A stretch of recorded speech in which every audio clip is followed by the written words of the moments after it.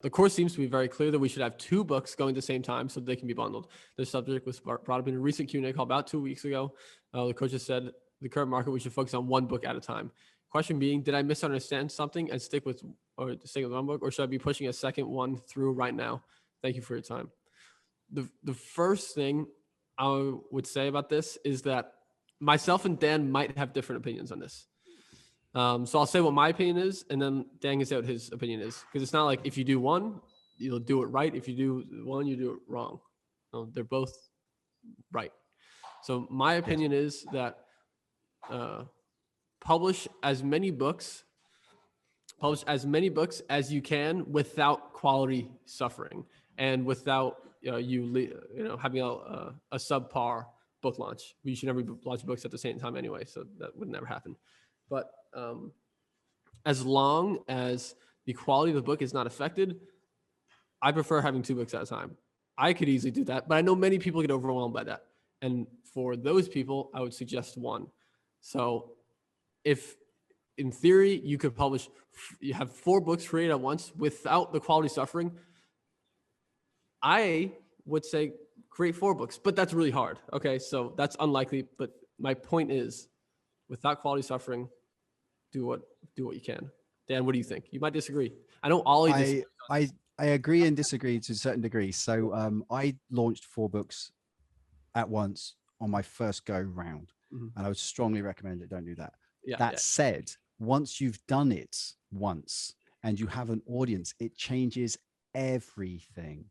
Because if you want to be sending 750 emails each time you launch a book, then good luck, because I want to do that once, and that'd be for my first book. And there's so many, there's 3 things here. So the first thing is, when you create a book, you're going to make mistakes. With the best will in the world, you're going to create those mistakes. So if you stagger your launch, this is what I promote. You do your first book, you get it out, get it over 100 reviews, build up your audience, all that kind of stuff. You have to do that AMZ discover route, send out hundreds of thousands of emails, do it once, get that audience. The second book you do is almost going to write itself because of the feedback you're going to get from the audience you've just created. Also, you're not going to make the same mistakes twice that you're going to have made on that first book, because you're going to have learned and you'll have applied it to your second book. And third and finally, when you launch your second book, you'll launch it to an existing audience, which means that you've got all these people standing by waiting for your second book.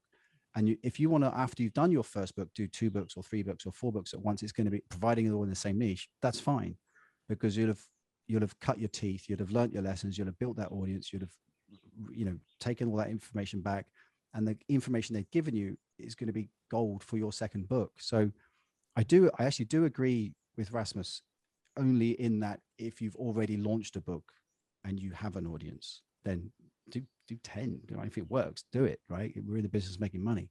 But for your first book, I would suggest you take your time, don't rush too much, don't take on too much, and nail that first book first. And then after that, you're a publisher now. Do what you want. It's your business. But yeah. I think that's a really good point. Even if you've never published a book before, even if you could handle more than one as your first book, let's start with one. Less stress for you, less workload, easier, and you'll get the hang of it, make a bunch of mistakes. And less risk, which means less chance of losing money, etc., resources, time, energy. And you don't want to get disheartened. You don't want to screw this up and think, this is not for me, right? Get that first book out, get it over 100 reviews, and then you've learned, you've left the nest now. You're a publisher, right? We're pleased to see you fly off and then hopefully fly back again. But once you've done that, you know what's involved, and you can manage that yourself. That's good point. I agree with that. C.S. Sloan says on over a dozen Q&A calls, they say one book at a time. Maybe Dan says one thing and I say what I said. It's not like one's correct. There's no wrong answer here, guys. It's down to, it's down to you. We can advise you, but you are your own business owner. You're your own people, Yeah. But I mean, me and Dan actually agree completely. First book, regardless, I'd say take one, and then thereafter it's as many as you can without quality suffering. Right. Yeah, absolutely. So you can bundle later, and bundles are like the cherry on the cake, but you've still got to have the good quality content first. So don't think too much about your bundles. They come when they come, and they're great. They're really great. I love bundles. Bundles in every single thing I do, but they come when they come. The most important thing is to get that information right, get the content right, get the books right, and then you get that nice little cherry on the cake when you do bundle them together.